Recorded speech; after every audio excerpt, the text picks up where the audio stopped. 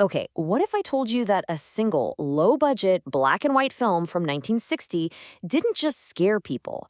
It completely broke cinema, rebuilt it from the ground up, and unleashed a type of monster that honestly is still with us today. That's how one critic tried to describe the experience of seeing Alfred Hitchcock's masterpiece, Psycho. And you know what? He's not exaggerating.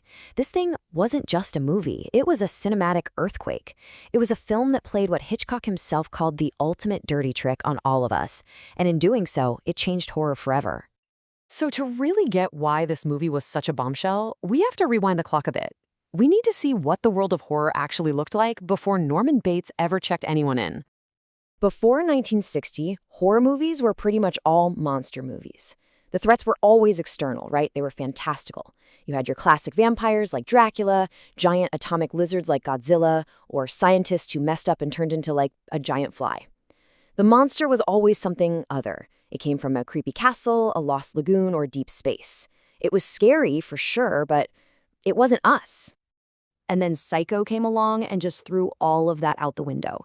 It yanked the monster out of the fantasy world and dropped him right next door, at a quiet roadside motel.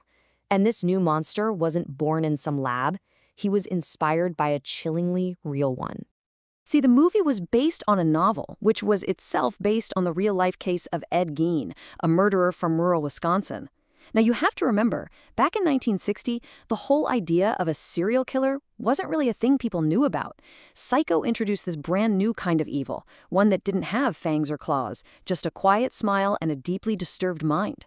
It felt real because, well, it kind of was. But here's the wild part. The studio, Paramount Pictures, thought the story was just too sleazy and refused to give Hitchcock a real budget.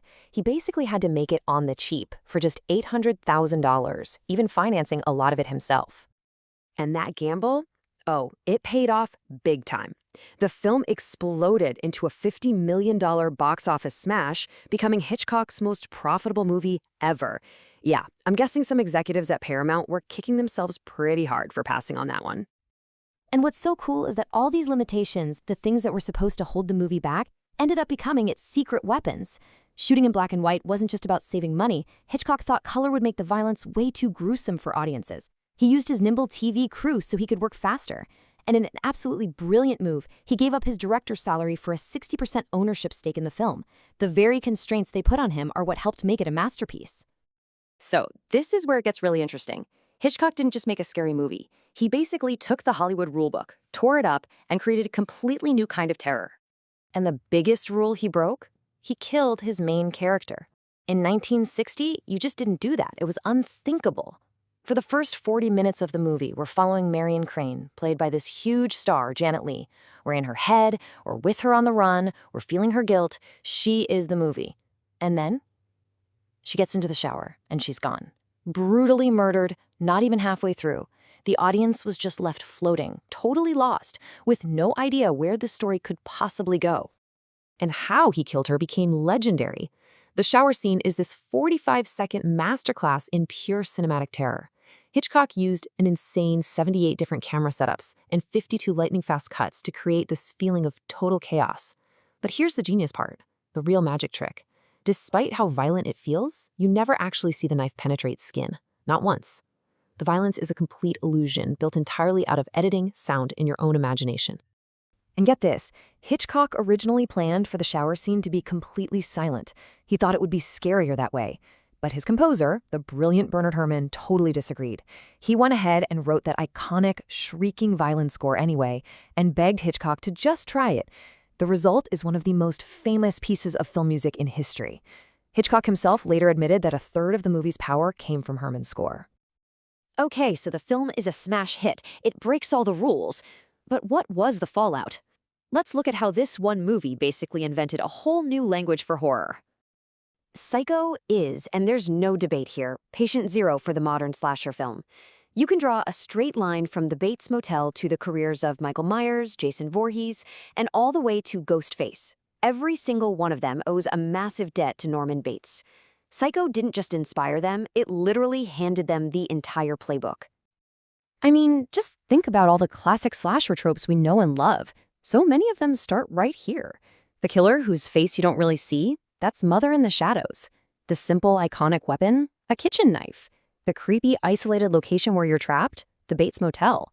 Heck, even the idea of the final girl who investigates and fights back, you can see the seeds of that in Marion's sister, Leela. But here's the thing. Psycho's impact goes even deeper than creating a whole subgenre. Its most powerful and terrifying legacy was psychological. It was all about an idea. This line from Norman Bates, it's the key to the whole movie. Before Psycho, the monster was a fantasy. It was something out there. After Psycho, the monster could be anyone. It could be the polite, kind of shy guy running the motel down the road. It could be your neighbor. And that was the film's most revolutionary, most terrifying claim, that the darkest, most unknowable monsters aren't in a castle or from outer space. They live inside of us, in our minds. Norman wasn't possessed. He was a slave to his own private demons. The horror wasn't supernatural anymore. It was psychological. Which kind of brings us to one last question. It's been more than 60 years. We all know the twists. We know who Mother is. We know what happens in the shower. So why does this film still get under our skin? Why is it still so deeply, profoundly unsettling? I think it's because the true horror of Psycho is that it showed us a world where terrible things happen for no good reason.